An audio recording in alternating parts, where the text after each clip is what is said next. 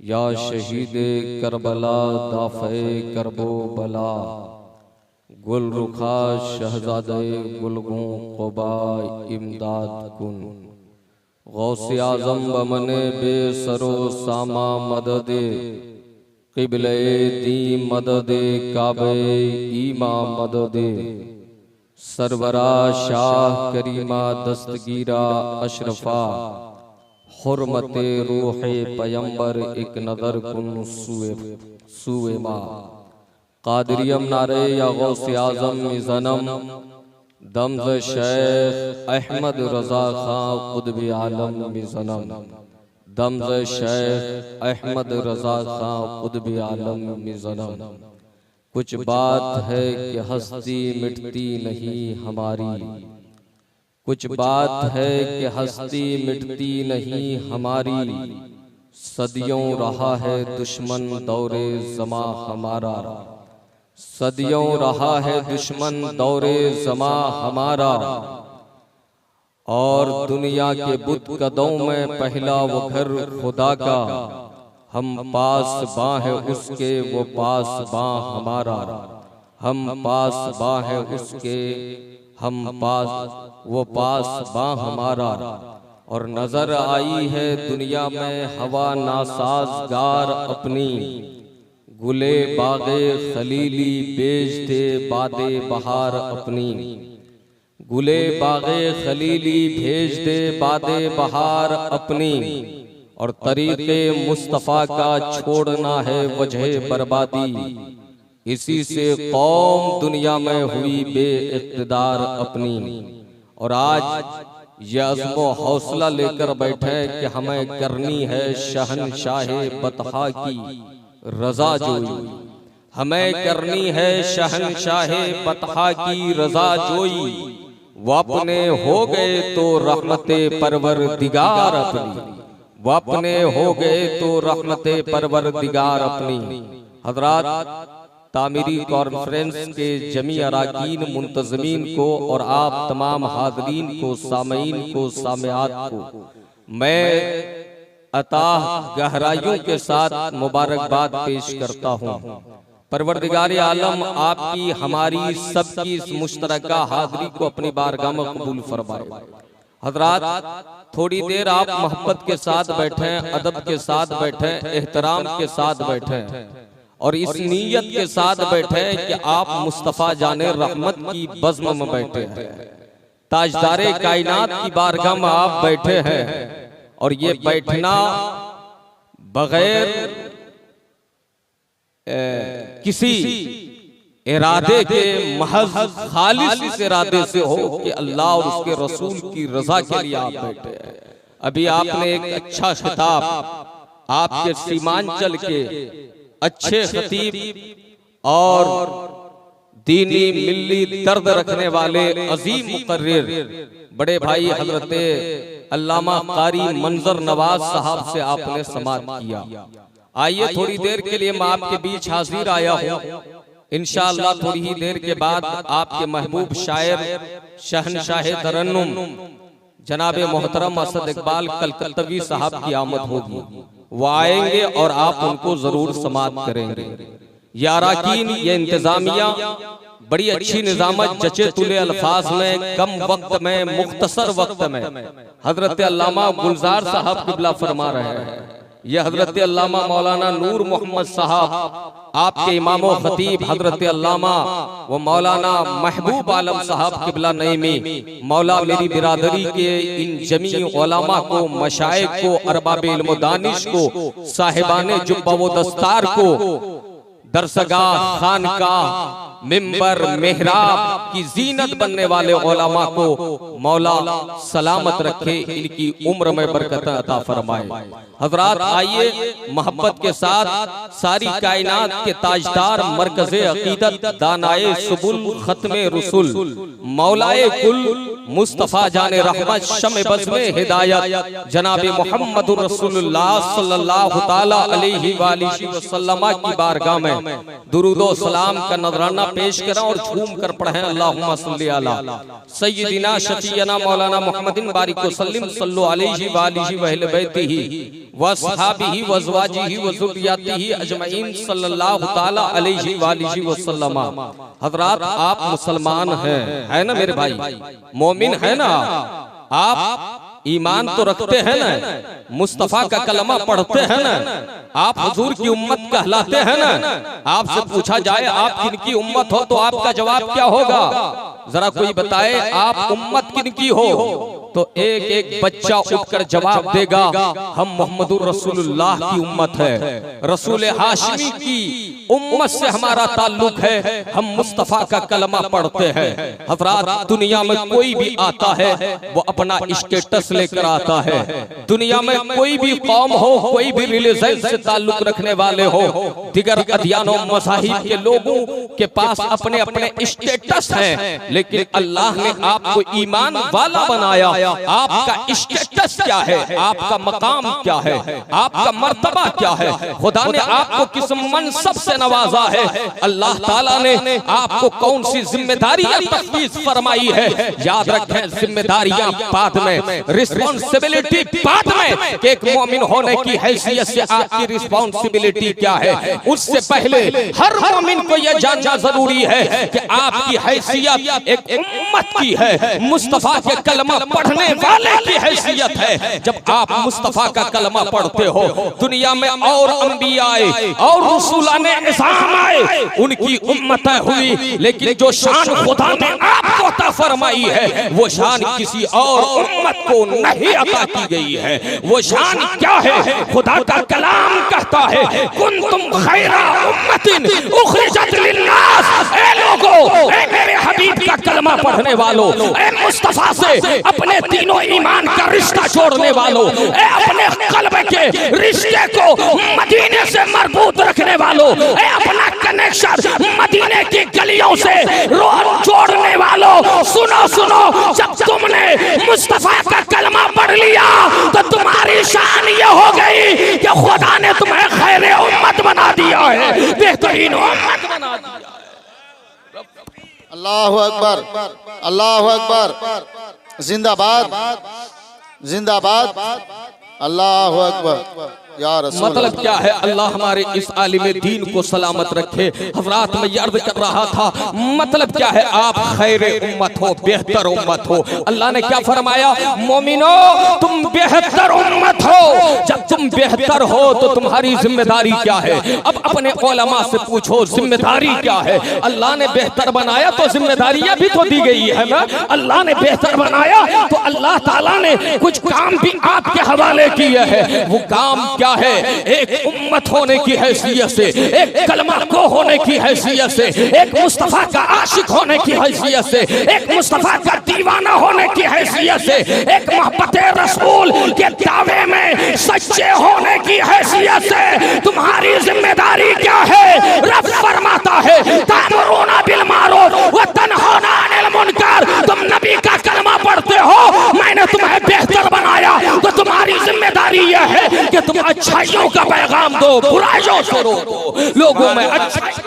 सुभान अल्लाह, सुभान अल्लाह, बहुत अच्छा, बहुत अच्छा। ये पैगाम दिया गया। लेकिन नौजवानों, अब अपने स्टेटस पे ज़हन को मरकूज करो और अपने गिरेबान में झांक कर देखो, अपने आप में गौर करो और समझने की कोशिश करो। रब ने तुम्हें बेहतर उम्मत फरमाया ना, और तुम्हारी जिम्मेदारी यह है तुम अच्छाई का हुक्म दो, बुराई से रोको। कितने लोग हैं खुद तो अच्छे नहीं है, अच्छाई का हुक्म क्या देंगे? याद रखे, कुछ नौजवान आवारा किस्म के, अय्याश किस्म के, तबीयत में फहाशी होती है, वो जलसों में सिर्फ इसलिए आते हैं थोड़ी देर के लिए आए और उछल कूद करके फिर घर की राह ले। याद रखें, आज के दौर में जिन हालात से हम गुजर रहे हैं, जिन संगीन मसाइल से हम दो चार हैं, आज पूरी दुनिया इश्तराक का शिकार है। उम्मत मोहम्मदिया पर दुनिया के अकनाफ से यलगारी हमले हो रहे हैं, हर शहर जानिब से रिश्वत दवानियां और मंसूबाबंद कोशिशें जारी है। इस्लाम मिटा दिया जाए, तुम्हें मिटाए जाने का ख्वाब देखा जा रहा है, तैयारियां की जा रही है, लेकिन तुम हो कि तुम्हारा न दीन से कोई ताल्लुक है, न ईमान से कोई ताल्लुक है, न अपने मजहब से ताल्लुक है। सुभान अल्लाह सुभान अल्लाह। उलमा बैठे हैं, बहुत से नौजवान इसलिए आए होंगे ना चाय खाने में, मैं खाने में, औरतों के बीच में जाकर के जिंदगी गुजारे। किसी नात खां को सुन लिया और चल दिए। मैं आपको बड़ी जिम्मेदारी के साथ बताना चाहता हूँ, बहुत से लोग सिर्फ इसलिए आए हैं कि शहंशाह तरन्नुम जनाब असद इकबाल साहब को सुन करके यहाँ से फरार हो जाए, यहाँ से घर की राह ले ले। मैं आपको पैगाम देना चाहता हूँ बड़ी जिम्मेदारी के साथ, आज का दौर न तो जज्बाती तकरीर का है, आज का दौर न तो सिर्फ नात खानी से इस्लाह होने वाली है। अगर कौम में इस्लाह, कौम में इनकलाब, कौम में चेंजिंग चाहते हैं तो आज जरूरत इस बात की है कि कौम को सबसे पहले दीन का पैगाम दिया जाए, ईमान का पैगाम दिया जाए। कैसे दीन महफूज रहेगा, कैसे ईमान महफूज रहेगा, कैसे अकीदे की हिफाजत होगी, कैसे इस्लाम की हिफाजत होगी, कैसे पूरी दुनिया में इस्लाम गालिब होकर रहेगा। इसलिए कि जिस नबी का कलमा पढ़ते हो, जिस दीन को मानते हो, वो दीन तुम्हें यूं ही नहीं दिया गया, बल्कि रब ने उस दीन के ताल्लुक से फरमाया हुवल्लज़ी अरसला रसूलहू बिद्दीन वल हुदा। अल्लाह ने अपने नबी को दीन हिदायत के साथ भेजा, इसलिए भेजा कि दीन सारे दिनों पर गालिब आ जाए, पूरी दुनिया में इस दीन का डंका बजे, पूरी दुनिया इस दीन के मानने पर मजबूर हो जाए। हज़रात तो आपकी हैसियत उम्मत की है ना, बात आपकी समझ में आ रही है? अगर आ रही है तो मोहब्बत से बोलिए सुभान अल्लाह, और अल्लाह अकबर बोलिए या रसूल अल्लाह। अभी देखिएगा जब नात खानी होगी तो जवानों को पूरा जुनून, पूरे जोश में आ जाएंगे, जज्बात में आकर के नाचने कूदने लगेंगे। याद रखना ये जज्बाती नाच गाने से, जज्बात में आ जाने से जन्नत नहीं मिलती है। जन्नत अमल की बुनियाद पर मिलती है, जन्नत ईमान की बुनियाद पर मिलती है, जन्नत अपने अफकार और नजरियात के सही होने की बुनियाद पर मिलती है, जन्नत अपने आप को तरीके मुस्तफा पर ढालने की बुनियाद पर मिलती है। जन्नत उस वक्त मिलेगी जब तुम कुरान को आईन और दस्तूरे हयात बनाकर अपनी जिंदगी में नाफिज करोगे, तब जाकर जन्नत मिलेगी। वरना अब ये नारा लगाना छोड़ दो कि सिर्फ ये वहाबी जन्नत जहन्नम में जाएंगे, जन्नत में नहीं जाएंगे, बल्कि तुम्हें भी जहन्नम में जाना होगा, तुम्हें भी जन्नत नहीं मिलने वाली अगर तुम्हारे अंदर ईमान नहीं है, अमाल नहीं है। क्या मतलब है? ईमान जरूरी है, आमाल सालिहा जरूरी है। हज़रात अल्लाह ने तुम्हें बड़ी जिम्मेदारी दी। अब मैं आपसे पूछना चाहता हूँ, एक दौर रहा है, तारीख पढ़कर देखो, इतिहास का वो बाब उठाओ, हिस्ट्री खोल कर देखो। एक जमाने तक मुस्लिम बरसरे इक़्तिदार रहे हैं, मुसलमानों की हुकूमत रही है। हज़रात मुस्तफ़ा जब मक्के की जमीन पर तशरीफ ले आए हैं और नबी ने तबलीगे दीन का आगाज फरमाया है, मुस्तफ़ा जाने रहमत की आमद के बाद हाल ये हुआ है, ऐलाने नबूवत के बाद सिर्फ पौन सदी का जमाना गुजरा है।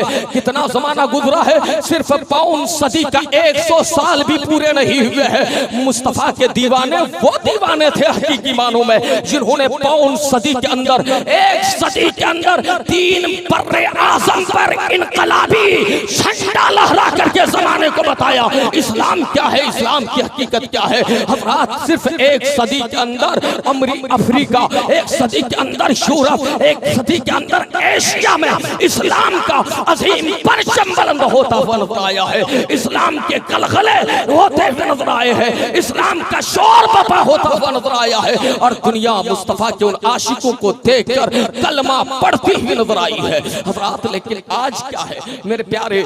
आज आपके पास कुछ नहीं है सिवाय ये जलसा कर लिए, सिवाय इसके कि अल्लाह ने अगर दिया तो नाजायज तरीके से कव्वाली, वो भी तकाबुली कव्वाली, मुकाबला वाली कव्वाली, मुसाबकाती कव्वाली। अल्लाह अकबर, लोग न जाने क्या क्या ड्रामे करते हैं, क्या क्या रक्स और सुरूर के लिए, अपनी इस जिंदगी में ऐशो तरफ के लिए न जाने कौन कौन से साविये और हरबे इस्तेमाल करते हैं। मैं आपको बता दूं, आप मुस्तफ़ा का कलमा पढ़ते हो, ये काम आपका नहीं है, ये जिम्मेदारी आपकी नहीं है।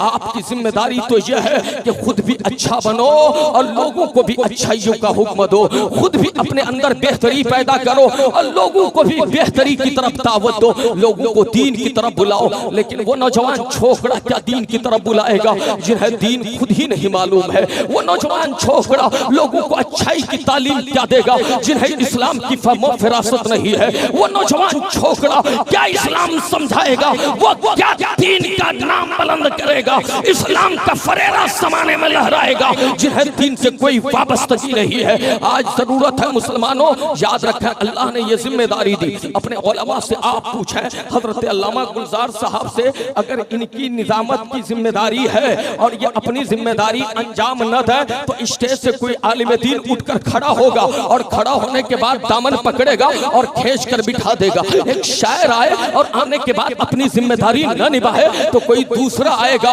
और उसे बिठा देगा। हज़रात, जिस डिपार्ट में, जिस शोबे में, जिंदगी के जिस भी डिपार्ट में, महल में इंसान को जो जिम्मेदारी दी जाती है, अगर वो जिम्मेदारियों पर खड़ा नहीं उतरेगा तो उसे मासूल कर दिया जाएगा। जिम्मेदारियों पर खड़ा नहीं उतरेगा तो उसे उस मनसब से नीचे उतार दिया जाएगा। खुदा ने तुम्हें अजीम मनसब दिया है, खुदा ने अजीम जिम्मेदारी दी है। याद रखो, जब तक तुम जिम्मेदारी का फरीजा अंजाम देते रहे, दुनिया तुम्हारा लूहा मानती रही, तुम्हें तस्लीम करती रही, लेकिन जिस दिन से तुमने जिम्मेदारियों को अपनी पीठ पीछे डाल दिया है, उस दिन से रुसवाई मुकद्दर बनती चली जा रही है। तुम जलील होते चले जा रहे हो।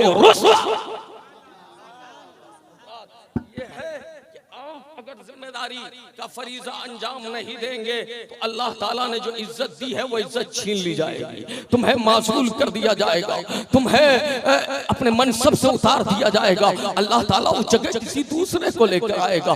दीन न समझने का नतीजा, कल मैं बरेली शरीफ था, याद रखें, बरेली शरीफ बारगाह आला हज़रत में हाज़िरी दिया। हम सब आला हज़रत का नारा लगाते हैं, आला हज़रत से इश्क करते हैं, इसलिए कि आला हज़रत हमारे दीन की पहचान है, हमारे अकीदे की पहचान है। इमाम अहमद रज़ा ने हमारे ईमान की हिफाजत फरमाई है। लेकिन आपको हैरत होगी, हम अपनी जिम्मेदारियों से किस कदर गाफिल हैं। आला हज़रत के नारा लगाने वाले और दीन के नाम पर इजलास और कॉन्फ्रेंस करने वाले, धर्म परिवर्तन के हवाले से मैं एक बात अर्ज करना चाहता हूँ। ये दीन से नावाकिफियत और नाबलदी और दीन से नाआशना होने का नतीजा है। ये दीन बेजारी का नतीजा है। जो ही बरेली शरीफ पहुंचा, एक खबर सोशल मीडिया पे सामने आई कि इफरा नाम की एक लड़की जो किसी जमाने में मदरसे में पढ़ती थी, मदरसे में पढ़ने वाली वो दोशीजा जो ही जवानी की उम्र पे चढ़ी है, रहने वाली बरेली की है, स्वालेह नगर की है, मदरसे में पढ़ी हुई है, लेकिन दीन का माहौल न होने की वजह से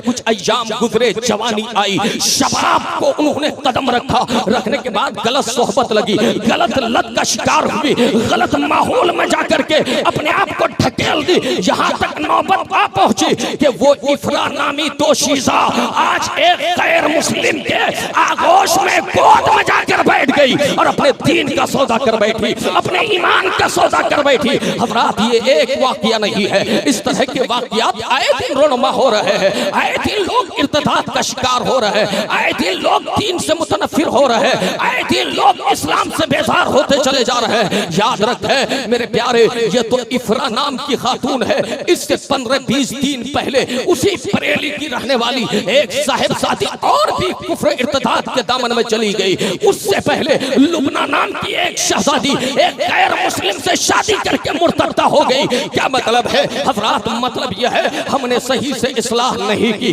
हमने अपने घर में अल्लाह ने जो हमें पैगाम दिया था, जिम्मेदारी दी थी और जो अजीम मनसब सौंपा था कि तुम अच्छाई का हुक्म दो, बुराई से रोको, इस फरीजे को हमने अंजाम नहीं दिया, जिसके नतीजे में बेटियां बिगड़ रही है, बहनें बिगड़ रही है, नौजवान बिगड़ रहे हैं और इस्लाम पर शुकूक व शुबहात और एतराज़ात और कीलो काल का बुशार कर रहे हैं। मैं पैगाम देना चाहता हूँ लोगों, खुदा ने तुम्हें बेहतर उम्मत बनाया, जिम्मेदारी दी, अच्छाई का हुक्म दो, बुराई से रोको। इसका आगाज कहाँ से करोगे? इसकी शुरुआत कहाँ से करोगे? इब्तिदा कहाँ से करोगे? तो कुरान कहता है या अय्युहल्लज़ीना आमनू कू अनफुसकुम व अहलीकुम नारा, अच्छाई का हुक्म दो, लेकिन आगाज कहीं और से नहीं, अपने घर से करो, शुरुआत अपने घर से करो। पहले खुद को जहन्नम से बचाओ, अपने घर वालों को बचाओ, दुनिया खुद ब खुद जहन्नम से बच गई।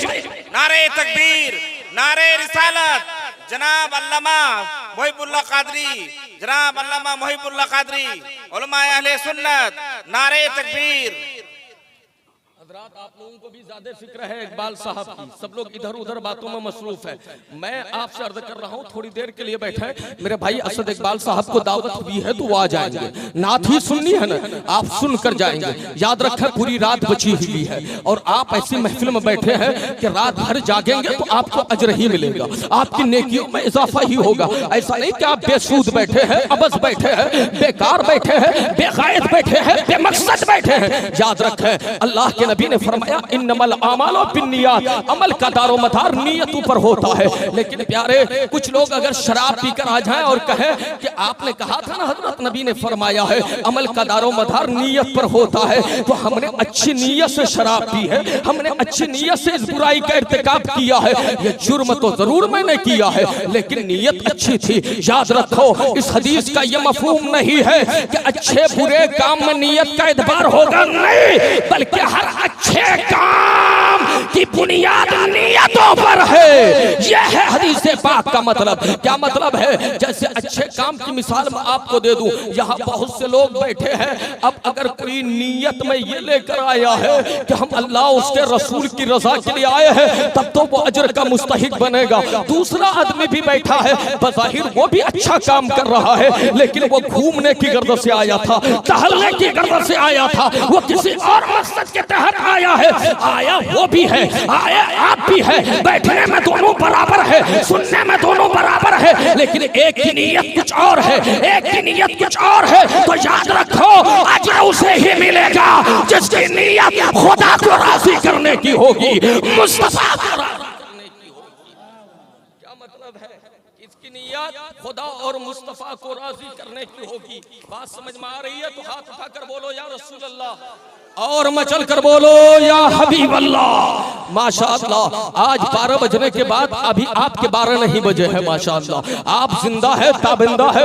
ऐसे ही गुलामान मुस्तफा होते हैं, ऐसे ही उशाक हुआ करते हैं। हजरात मैं अर्ज कर रहा था कि इसका आगाज सबसे पहले कहां से करो? अपने घरों से करो। अब वो बुढ़ा जिसकी जिंदगी 70 पार कर गई है, वो बुढ़ा जिसकी जिंदगी 50 की दुआहिया पार कर गई है, वो बुढ़ापे की उम्र में है, खुद कभी मस्जिद गया नहीं, खुद कभी अल्लाह का जिक्र किया नहीं, खुद तिलावत की तौफीक हुई नहीं। अब वो अपनी नस्लों को क्या पैगाम देगा? वो क्या लोगों को अच्छाई का हुक्म देगा और बुराई से रोकेगा? मतलब यह है पहले खुद को संवारो, जमाना तुम्हें देख करके हिदायत पा जाए और ये कहने पे मजबूर हो कि जब मुस्तफा के गुलाम इतने अच्छे हैं तो नबियों के इमाम का हाल क्या होगा? इमामुल अंबिया का हाल तो यह है कि सरवर कहूं के मालिक को, मौला कहूं तुझे, बागे खलील का गुले ज़ेबा कहूं तुझे। मुस्तफा का हाल तो यह है सबसे आला वो औला हमारा नबी, सबसे बाला वो वाला हमारा नबी, सबसे बाला वो वाला हमारा नबी। क्या मतलब है मेरे प्यारे?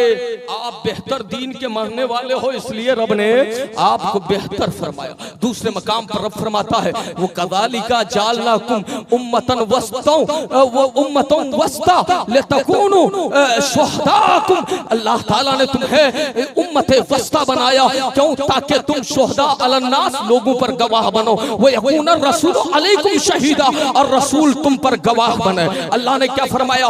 बीच वाली उम्मत रब ने तुम्हें बनाया है, तुम लोगों पर गवाह हो। तुम्हारा किरदार ऐसा होना चाहिए कि तुम कयामत के दिन ये गवाही दे सको कि हम मुस्तफा का कलमा पढ़ते थे, समझाया था हमने जालिमों को, लेकिन वो समझने से आजिज रहे, कासिर रहे। हजरात ये जिम्मेदारी तुम्हारी है, तुमको खुदा ने लोगों पर गवाह बनाया है और तुम्हारे ऊपर मुस्तफा करीम को गवाह बनाया गया है, ताजदारे कायनात को गवाह बनाया गया है।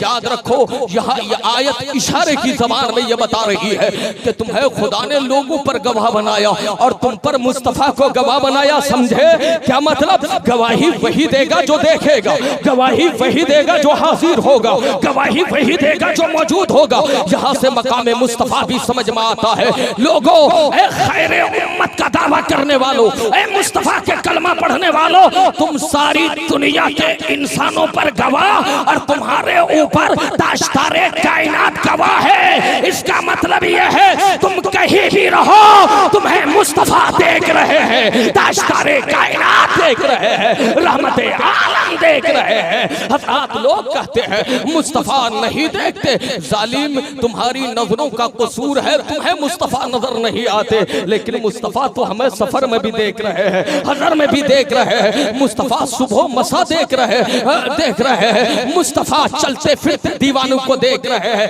हजरात इसलिए मुस्तफा जाने रहमत से सच्चा इश्क करना भी आप पर फर्ज है और जरूरी है, और ये ईमान की जान भी है। तो मैं अर्ज कर रहा था अल्लाह ने बेहतर उम्मत बनाया, उम्मत वस्ता का खिताब दिया, लोगों पर गवाह बनाया, जिम्मेदारी अम्र बिल मारूफ और नहीं अनिल मुनकर की तुम्हारे हवाले की गई। हज़रात और जिस दिन को तुम मानते हो अल्लाह का एहसान मानो, जिस कदर भी शुक्र अदा करो कम है। उस दिन को खुदा ने कहा इन्ना दीना इंदल्लाहिल इस्लाम, अल्लाह के नजदीक अगर कोई दीन है तो सिर्फ इस्लाम है। कौन सा दीन है?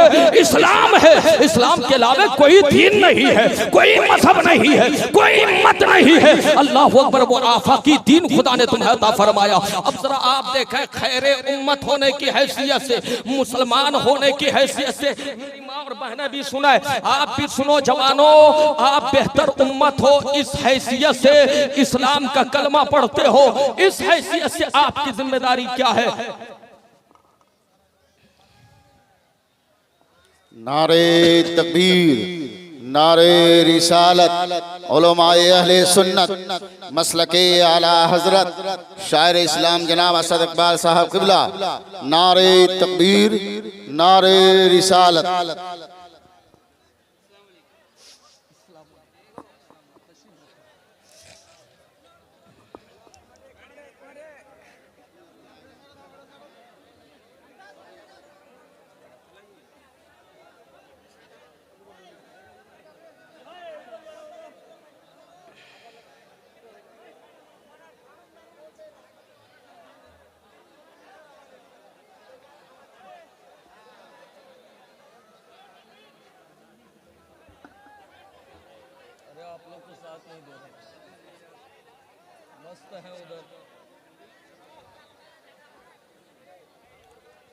देखिए भाई, मोहब्बत से बैठिए। आपके हमारे महबूब शायर शहनशाह तरन्नुम हसानुल हिंद, शायर बारगाह आला हजरत हजरत असद इकबाल कलकत्तवी साहब, जिनका आप अपने दिलो नजर को फर्शे राह बनाकर मुंतजिर थे, उनकी आमद हो चुकी है माशाअल्लाह। वो तशरीफ ला चुके हैं। इंशाअल्लाह वो जामो इरफान का प्याला पिला करके आपको सैराब करेंगे। इंशाअल्लाह आप सैराब होकर जाएंगे। तो मैं क्या अर्ज कर रहा था, अल्लाह ने आपको बेहतर उम्मत बनाया। क्या बनाया? बदतर नहीं बनाया, बेहतर बनाया।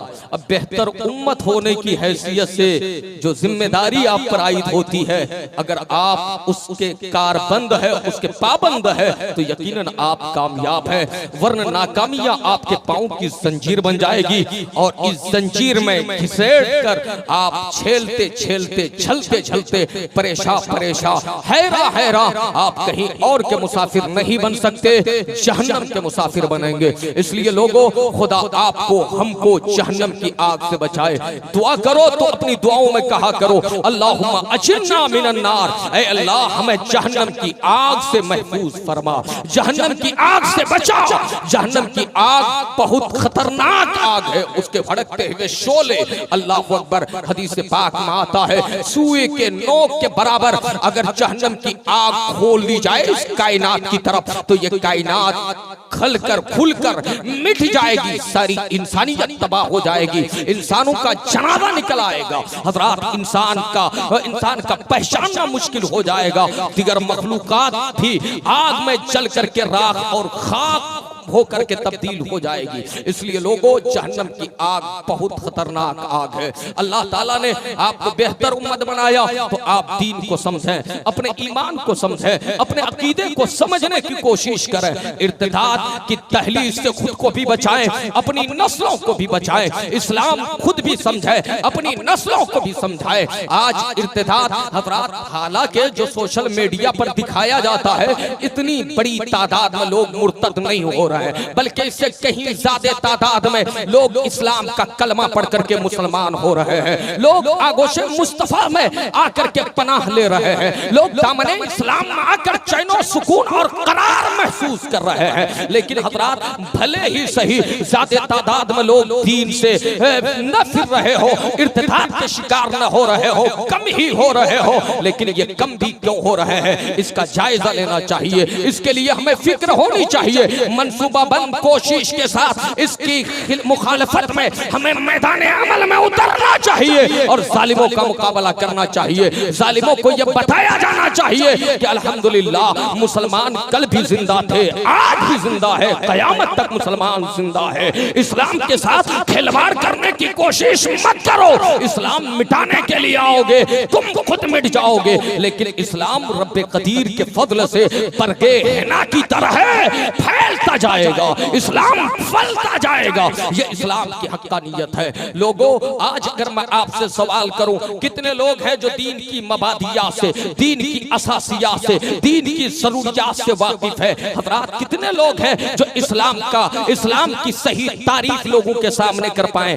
हजरात, कितने लोग हैं जो अपने मजहब व मसलक को लोगों के सामने खुलकर वाज़ेह कर सके? मुझे इतने बड़े मजमे में शायद ही 2-4 लोग हो जो अपने मसलक और अपने मजहब का डिफेंड कर सके, उसकी तर्जमानी कर सके। हजरात, इन जलसों से क्या फायदा है, इन कॉन्फ्रेंसों से क्या फायदा है अगर आपको इतना भी न समझ में आया? याद रखो, आज एक पैगाम लेकर जाओ। अल्लाह ताला ने आपको मोमिन बनाया, इस्लाम अता फरमाया, आपको शरीयत अता फरमाई। इस शरीयत के मकासिद 5 है। एक सबक दे रहा हो, मकासिदे शरीयत कितने हैं? हाथ उठाकर बोलो। 5 है। कितने हैं? 5 है। हजरात, ये जवान, ये कुछ लोग हाथ उठाने को भी तैयार नहीं है। अल्लाह अस्तगफिरुल्लाह। हजरात, नहीं मालूम क्या सूंघ कर, क्या सोच कर महफिलों में बैठते हैं। मैं आपको सिखा रहा हूं भाई, दर्स दे रहा हूं। मकासिदे शरिया कितने हैं? हाथ उठाकर बोले। 5 है। कितने हैं? 5 है। जब आपने इस्लाम का कलमा पढ़ लिया, आप खैरे उम्मत हो, आप इस्लाम को जानते और मानते हो, तो इसके 5 मकासिद हैं। उन 5 मकासिद में सबसे पहले,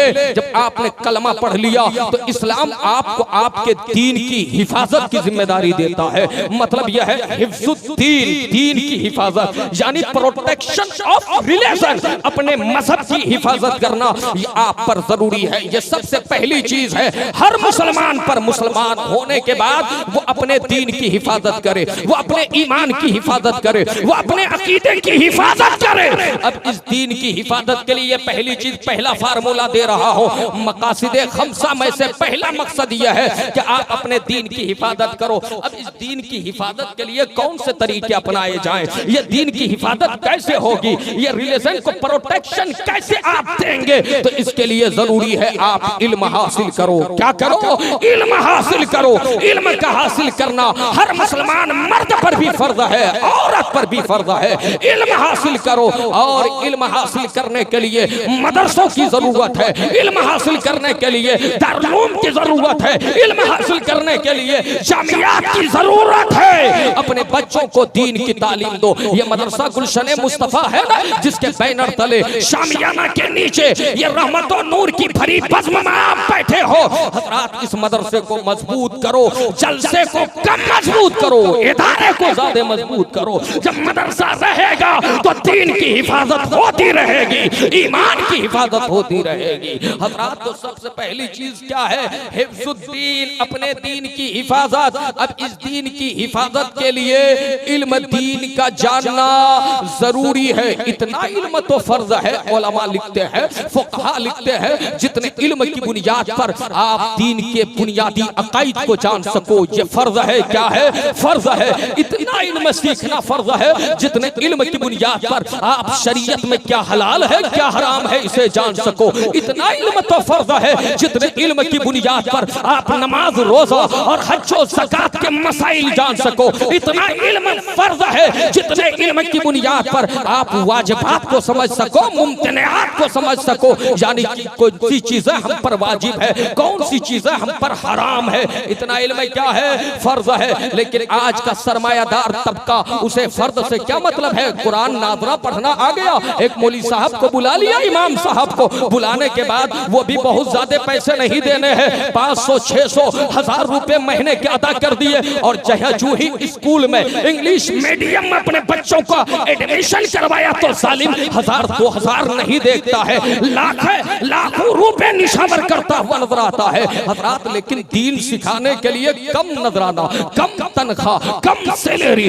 कम पैसे, इसलिए कि आलिम दीन के पास तकाज़ाए बशरी नहीं है, उन्हें पैसों की जरूरत नहीं है। अल-अयाज़ु बिल्लाह। मैं आपको बताना चाहता हूँ ये इंग्लिश मीडियम में पढ़ना, ये स्कूलों कॉलेज में पढ़ना, याद रखना ये फर्ज नहीं है। हाँ जरूरी है आज के दौर के एतबार से, लेकिन क्या रे जो सिर्फ जायज है जरूरी है उसके लिए पैसे को पैसे नहीं समझने वालों, तुम्हें दीन के लिए पैसे खूब याद आते हैं, रुपए खूब याद आते हैं। याद रखो दीन का इल्म ही है जो तुम्हारी दुनिया के लिए बाइसे खैर है, आखिरत के लिए बाइसे फलाह है। तो पहला मकसद क्या है? दीन की हिफाजत। आप दीन की हिफाजत करोगे ना, इसलिए इल्म सीखो और जानो कि दीन कैसे महफूज रहेगा, दीन की हिफाजत कैसे होगी हजरात। इसलिए कि दीन का ताल्लुक इसे पहले नंबर पे क्यों रखा गया? इसलिए रखा गया कि दीन का ताल्लुक दुनिया से भी है, आखिरत से भी है। क्या मतलब है? दीन का ताल्लुक दुनिया से भी है,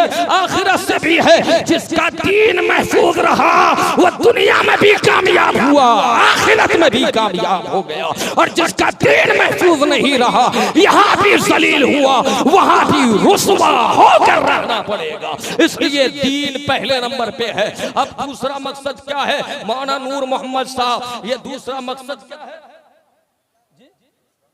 दूसरा मकसद क्या है? वो यह है कि हिफ्जुन नफ्स, अपनी जान की हिफाजत। क्या है? अपनी जान की हिफाजत। आप सुन रहे हो ना बाबू, जहन हाजिर है ना?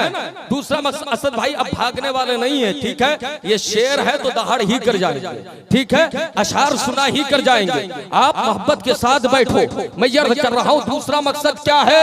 ये माँ और बहनों के लिए भी है। सबसे पहले दीन की हिफाजत, फिर अपनी जान की हिफाजत। क्या है? अपनी जान की हिफाजत हजरात। इसलिए जान की हिफाजत जरूरी है। मेरे पैगंबर की हदीस मिलती है कि सेहतमंद मुसलमान ज्यादा बेहतर है। जान की हिफाजत इसलिए जरूरी है कि जान अच्छी रहेगी, जिस्म सलामत रहेगा तो खुदा की इबादत भी होगी, बंदगी भी होगी। जान की हिफाजत इसलिए जरूरी है कि जब कोई रहजन आएगा, जब कोई डाकू आएगा, जब कोई दहशतगर्द आएगा, जब कोई आतंकवाद तुमसे मुकाबला करने के लिए आएगा, तो तुम्हारी जान सलामत होगी तब तो तुम मुकाबला करोगे। जिहाद के लिए जान का सलामत होना जरूरी है। और इस्लाम में एक जान की तो यह अहमियत है। इन जालिमों को इस्लाम समझ में नहीं आया। ये जालिम कहते हैं इस्लाम आतंकवाद का मजहब है, इस्लाम टेररिस्ट का मजहब है, इस्लाम दहशतगर्दियत फैलाने का परंपरा लेकर आया है। मैं पैगाम देना चाहता हूँ, इस्लाम में एक जान की अहमियत क्या है? कुरान कहता है मन कतला नफ्सन बिगैर नफ्सिन औ फसादिन फिल अर्द फकान्नमा कतला नासा जमिया व मन अहयाहा फकान्नमा अहया नासा जमिया। रब फरमाता है अगर किसी ने किसी जान को बगैर गुनाह के, बगैर गलती के कत्ल कर दिया तो वो एक इंसान का कातिल नहीं है, सारे इंसानों का कातिल है। एक जान की अहमियत यह है। इंसानी जान की अहमियत इस्लाम में तो यह है मेरे प्यारे कि इंसान जिंदा है तो भी एहतराम किया जाए, इंसान मर जाए वो जिस्म से बर्बाद कर जाए तब भी उस जिस्म का एहतराम किया जाए, उस जान को एहतराम की नजर से देखा जाए। तो दूसरे नंबर पे क्या है? ये जान है। अब तीसरे नंबर पे क्या है? हिफ्जुल अक्ल, अपनी अक्ल की हिफाजत। क्या मतलब? अपनी अक्ल को प्रोटेक्शन फराहम करना, उसका दिफा करना, अपनी अक्ल की हिफाजत करना। हजरात इस्लाम में बहुत सारी चीजें जो हराम है, जैसे शराब का पीना और दूसरे मनशियात का पीना, वो बहुत सारी चीजें जो आज ड्रग की शक्ल में, शराब की शक्ल में, ताड़ी की शक्ल में और अल्कोहल की शक्ल में आप पीते हो, ये सब के सब हराम किस लिए है? इसलिए है कि इस्लाम तुम्हारे अक्ल की हिफाजत की जमानत देता है और तुम्हें जिम्मेदारी देता है अपनी अक्ल की हिफाजत करो। जब तुम शराब पियोगे तो नबी फरमाते हैं शराब पीने से अक्ल ज़ायल हो जाती है, अक्ल खत्म हो जाती है। जब अक्ल ज़ायल हो जाएगी तो इंसान कुछ भी करेगा, इंसान कभी ज़ना करेगा, इंसान कभी कत्ल कारतगरी करेगा, इंसान कभी फसाद मचाएगा, इंसान कभी खूनरेज़ी करेगा। इस्लाम ने उन तमाम चीजों को हराम कर दिया जिन चीजों से अक्ल ज़ायल हो जाए। इसलिए अक्ल की हिफाजत करो, ये इस्लाम के मकासद में से एक अहम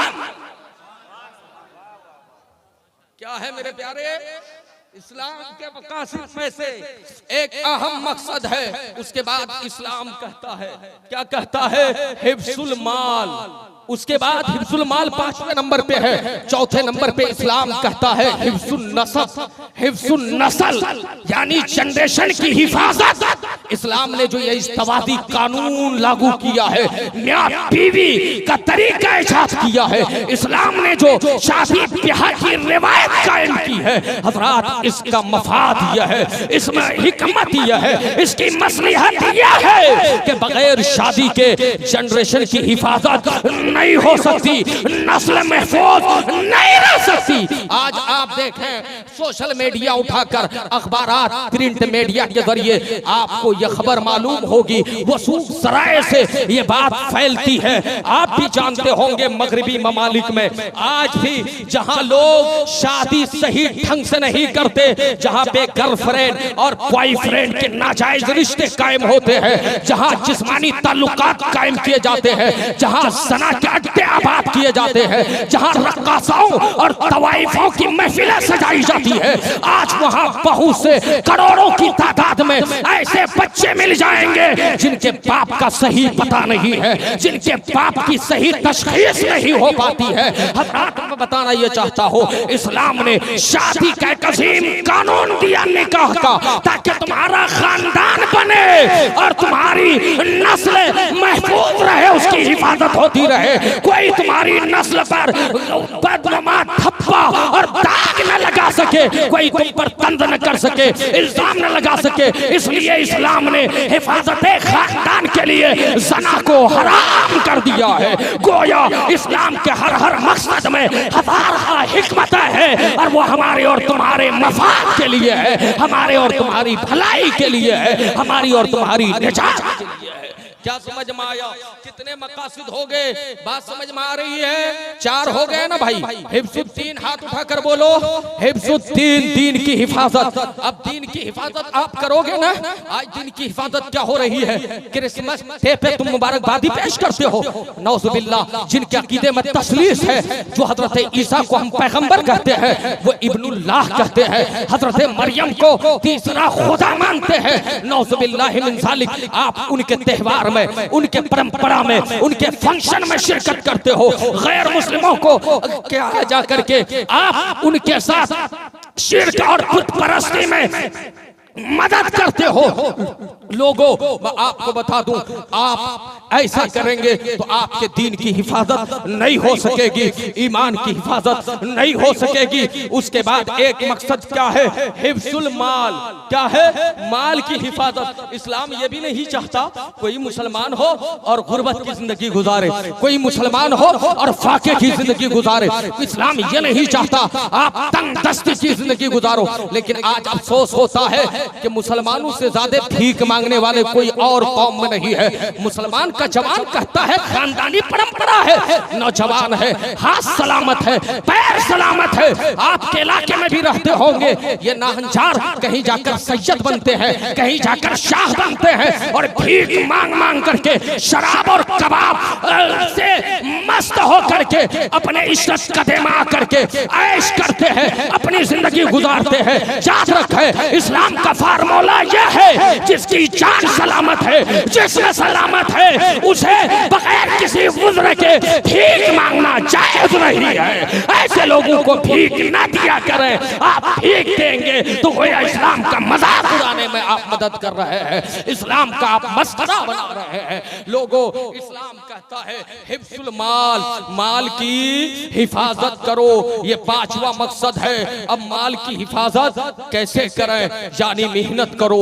मजदूरी करो, कसबे हलाल करो, रिज़्क़े हलाल की तलाश में लग जाओ और लोगों के कारोबार करो, तिजारत करो, दुनियावी सराया बनाओ, सही माल कमाओ और उस माल के जरिए दीन का काम करो, इस्लाम की तबलीग करो, मदरसों की इमारत बनाओ। सिर्फ अपना पेट न पालो, मस्जिदें तामीर किया करो, गरीबों की मदद किया करो, यतीमों पर दस्ते शफ़क़त रखा करो। तो हज़रात, ये 5 मकासिद हैं। अगर आप समझ गए और इनकी हिफाजत करते रहे तब तो आप कामयाब हैं, वरना नाकामिया आपके मुकद्दर में है और नाकामी आपको रुसवाई की दहलीज पर ले जाएगी जहां आप कहीं के न रहेंगे। सबसे पहली चीज यह है कि बेहतर उम्मत होने की हैसियत से आप सब आज ये तय कर लो कि आप भी अच्छे बनोगे, अपने घर वालों को भी अच्छा बनाओगे, अपनी सोसाइटी की भी इस्लाह करोगे, अपने माशरे और समाज में भी चेंजिंग की हर मुमकिन कोशिश करोगे।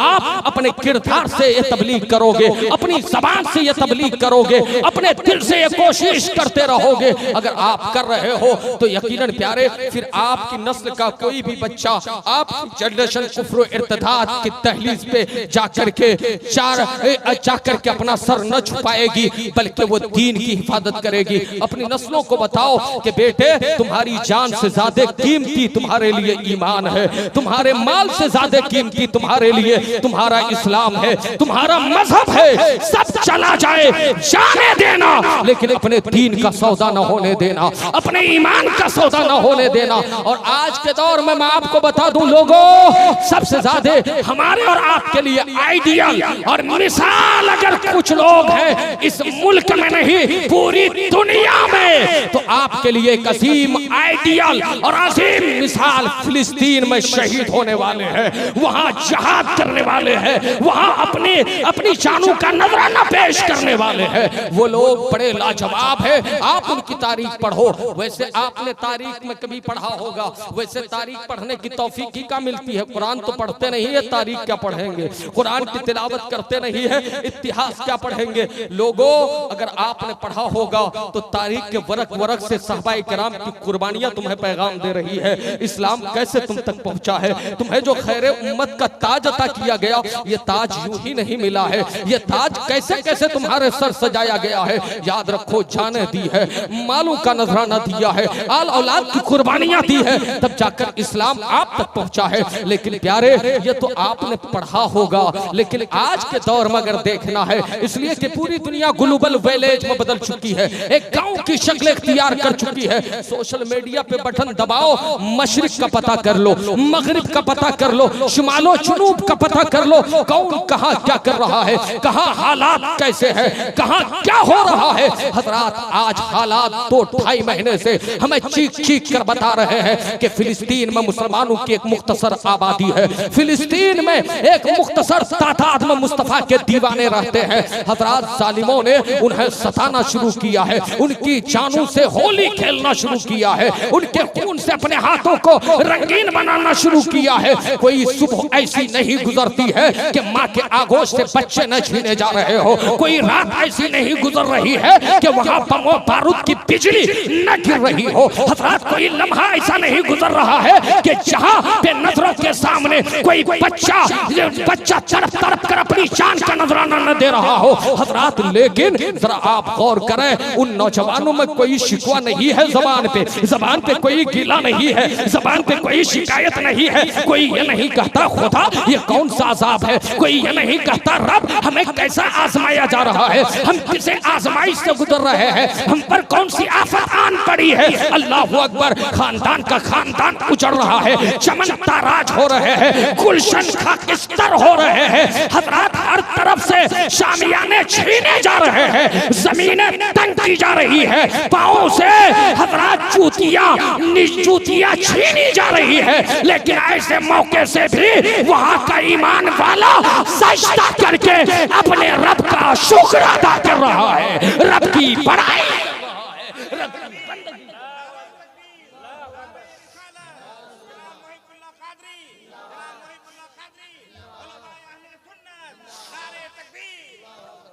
याद रखो, आज के दौर में उनसे सबक सीखो। मोमिनु शराफी नाम का एक शख्स है, वो आता है मीडिया के सामने, कहता है मेरी माँ शहीद हो गई, वो कहता है मेरा बाप शहीद हो गया, वो कहता है मेरी बीवी शहीद हो गई, वो कहता है मेरे बच्चे मुझसे छीन लिए गए, तड़प तड़प कर जान दे दिए। लेकिन अल्लाह अकबर कहते कहते ज़बान लड़खड़ाती है, लेकिन जो ही लड़खड़ाती है वो पुकार कर कहता है हस्बी अल्लाह व निअमल वकील, मेरे लिए मेरा अल्लाह काफी है, वही मददगार है। अल्लाह अकबर। यहाँ तक के आखिर तक पूरे खानदान की कुर्बानी बयान कर दिया, लेकिन प्यारे आंखें अश्कबार हुई, जबान में शिकवे नहीं, शिकायत नहीं। आखिर में आकर कहता है मेरे मौला, जो मेरे मुकद्दर में लिखा था मेरी तकदीर में वो हो कर रहा, जिसपे तू राजी है उसी पे तेरा बंदा भी राजी है।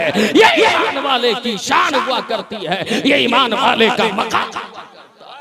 क्या मतलब है, क्या समझ में आया मेरे प्यारे? ये है एक साहब और है, वो मीडिया पे आकर बयान देते हैं, अल जजीरा उठा कर देखिए हजरात। वो कहता है कि दुनिया का कोई भी शख्स मुझसे ताज़ियत न करे, मेरे घर से 7 लोग शहीद हो गए। कितने लोग? 7 लोग शहीद हो गए। मुझे फख्र है कि मेरा ताल्लुक 7 शहीदों के घराने से है।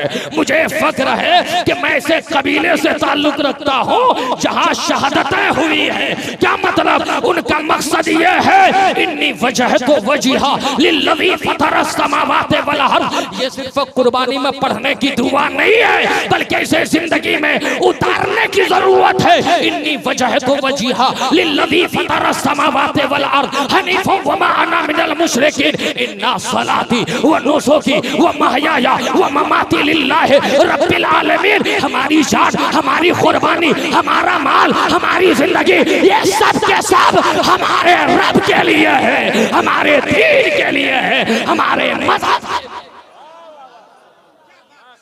अरे कोई मजमे से नारा लगाओ। अभी मैं जानता हूँ हमारे असद भाई पढ़ेंगे तो यकीनन आप पूछ लेंगे, यकीनन उनको मैं भी सुनना चाहता हूँ। कोई मजमे से नारा लगाओ।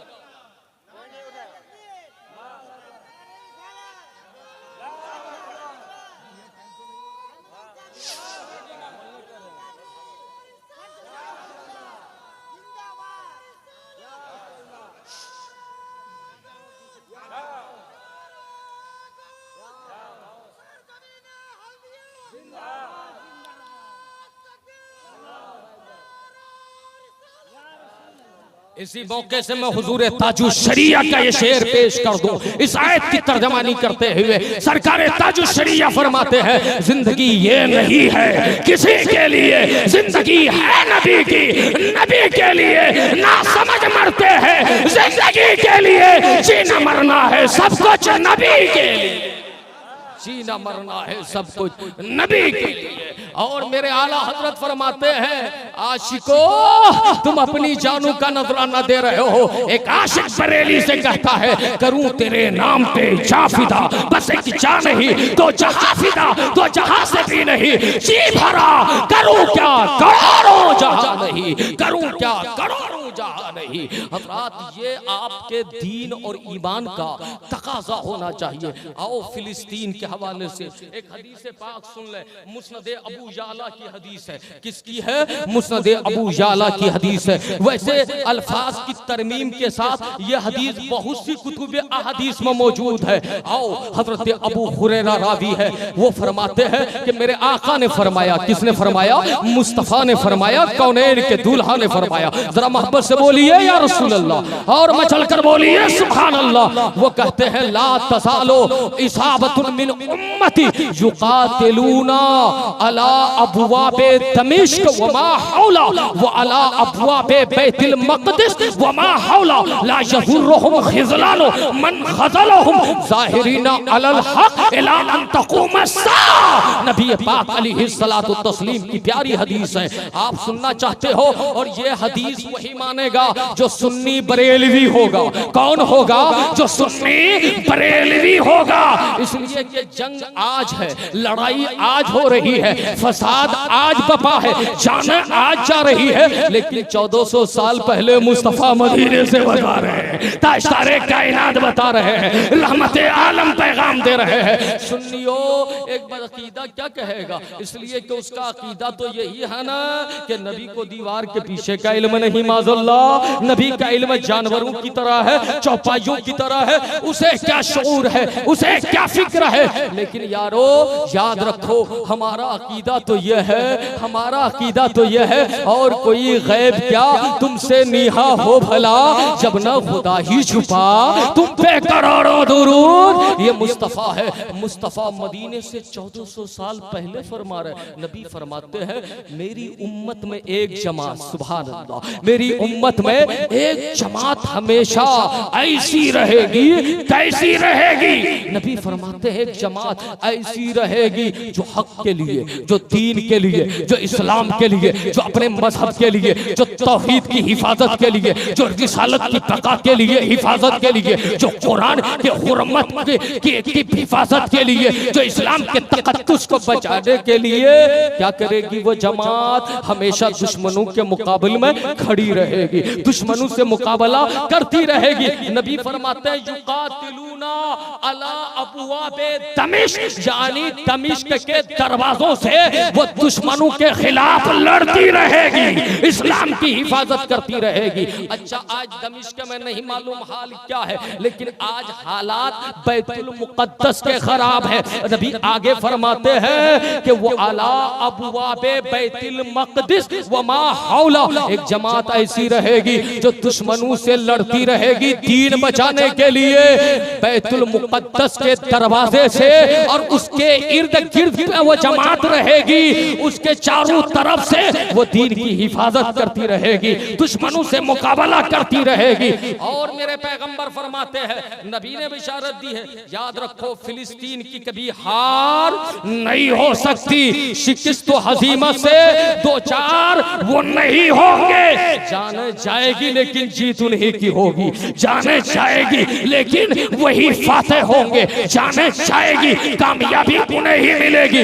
इसलिए कि कामयाबी तीरों तलवार की बुनियाद पर नहीं मिलती है, कामयाबी हथियार की बुनियाद पर नहीं मिलती है, कामयाबी तादाद की बुनियाद पर नहीं मिलती है। हमें मिजाज दिया गया कामयाबी तो रब के फजल की बुनियाद पर मिलती है, कामयाबी तो मुस्तफा से इश्क की बुनियाद पर, दीन की बुनियाद, ईमान की बुनियाद पर मिलती है। इसलिए मेरा ईमान कह रहा है वो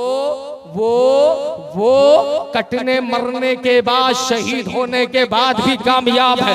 नबी फरमाते हैं ला यज़ुर्रुहुम खिज़लानो मन खज़लहुम, ला यज़ुर्रु खिज़लानो मन खज़लहुम, यानी कोई भी ताकत उन्हें नुकसान नहीं पहुंचा सकेगी।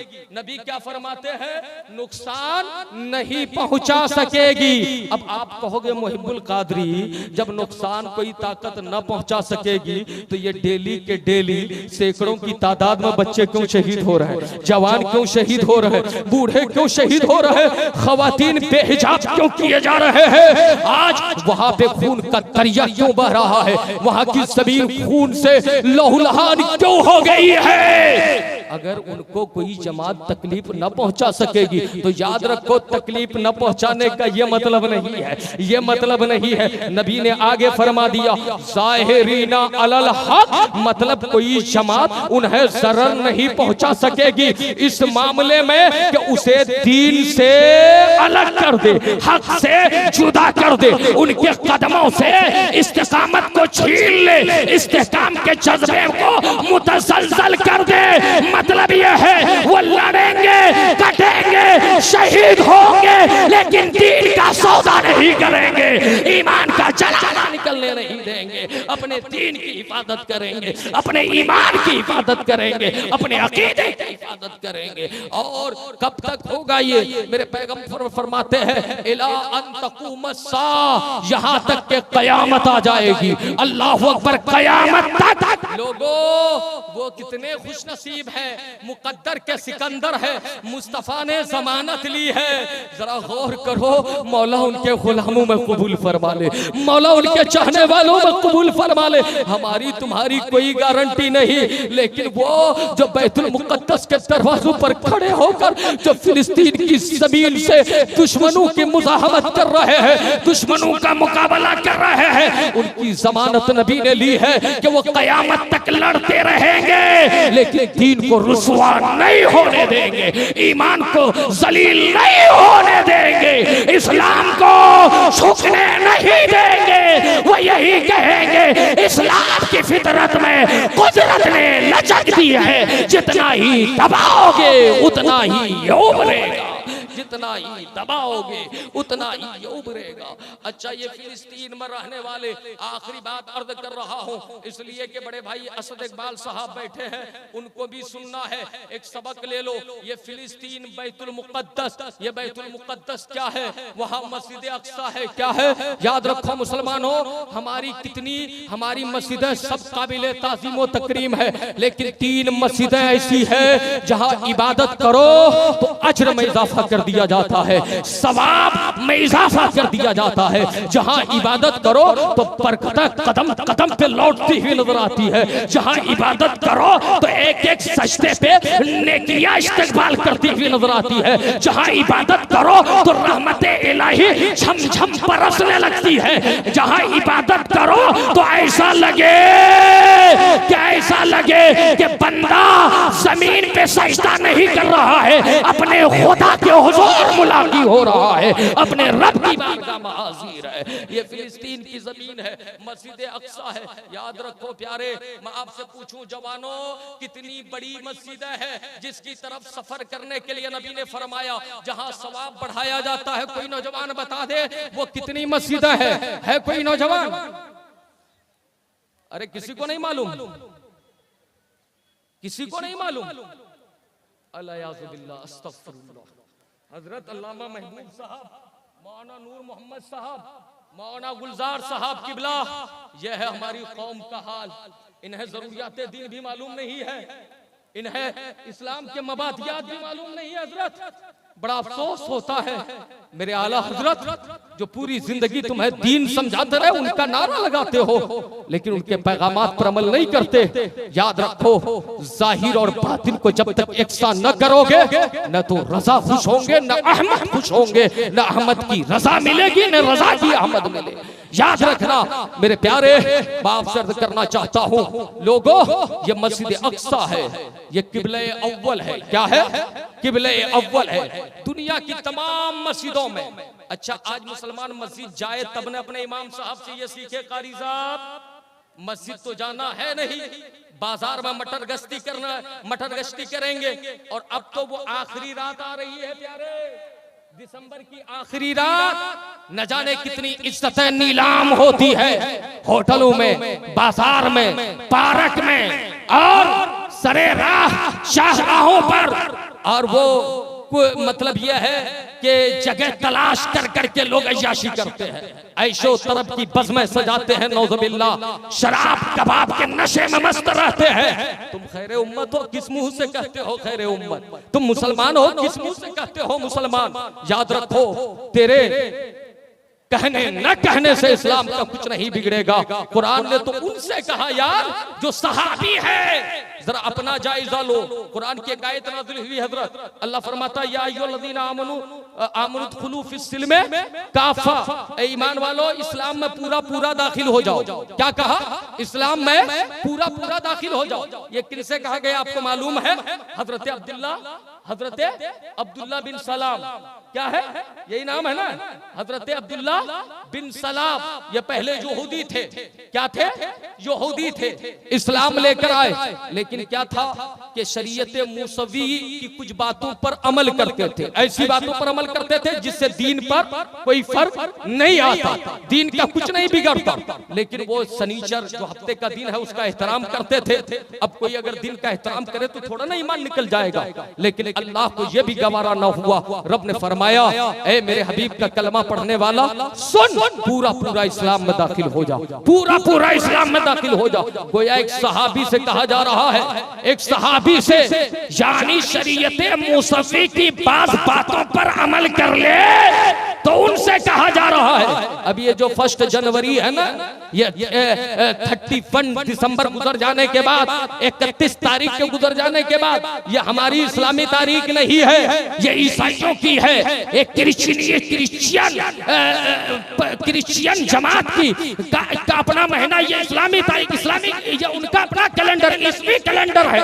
लेकिन प्यारे, ये नसरानियों के दिन है, नसरानियों की तारीख है। लेकिन इसमें सबसे ज्यादा अय्याशी मुसलमान करते हैं, फहाशी मुसलमान करते हैं, गड़बड़ मुसलमान करते हैं, नाजायज इखराजात मुसलमान करते हैं, फुजूल रस्म मुसलमान करते हैं। मैं आपको बताना चाहता हूँ, गैरों के त्योहार में गैरों के रस्म रिवाज को तुम अपनाओ। याद रखो, एक सहाबी शरीयत मूसवी पर अमल करे तो रब कहे पूरा पूरा ईमान में दाखिल हो जाओ। अब तुम अपना जायजा लो, तुम कैसे मुसलमान हो, तुम्हारा पूरा पूरा ईमान कहाँ है? लोगों, पूरा पूरा जब तक ईमान में दाखिल ना होगे, उस वक्त तक तुम्हें कामयाबी नहीं मिल सकती है, तुम्हें हुक्मरानी नहीं मिल सकती है, तुम इक़्तिदार की कुर्सी पर नहीं आ सकते हो, तुम इज्जत और वक़ार के मनसब पर फाइज नहीं हो सकते हो। इसलिए लोगों, अपने आप में गौर करो। तो मैं अर्ज कर रहा था, वो 3 मस्जिदें हैं। कितनी मस्जिदें हैं ये भी सीख लो मेरे प्यारे। 3 मस्जिदें हैं, हाथ उठाओ ना मेरे भाई। 3 मस्जिदें हैं जिसकी तरफ सफर करके जाना सवाब है। पहली मस्जिद क्या है? मस्जिद हराम है। क्या है? मस्जिद हराम, जिसे खाने काबा कहते हैं, मस्जिद हराम। दूसरी मस्जिद कौन सी है? मस्जिद नबवी है। कौन सी है? मस्जिद नबवी है। तीसरी मस्जिद मस्जिद अक्सा है। बोलो सुभान अल्लाह, और मचल कर बोलो या रसूल अल्लाह। ये 3 मस्जिद है। अब मस्जिद अक्सा के हवाले से 2 जुमले आप समाप्त कर लें। 17 महीने तक हमारे नबी, आपके नबी, नबियों के नबी, रसूलों के रसूल ने रुक करके नमाज अदा फरमाई है। क्या फरमाया है? 17 महीने तक मस्जिद अक्सा की जानिब मुस्तफा ने रुक करके नमाज अदा फरमाई। गोया ये किबला अव्वल है, बाद में खाने काबा किबला है। अब जरा देखें, ये वही मस्जिद अक्सा है जिसकी तामीर हजरत सुलेमान अलैहिस्सलाम ने फरमाई और नबियों ने फरमाई। ये वही मस्जिद अक्सा है जिसके गर्द में हजरत ईसा अलैहिस्सलाम की विलादत हुई। ये वही मस्जिद अक्सा है जिस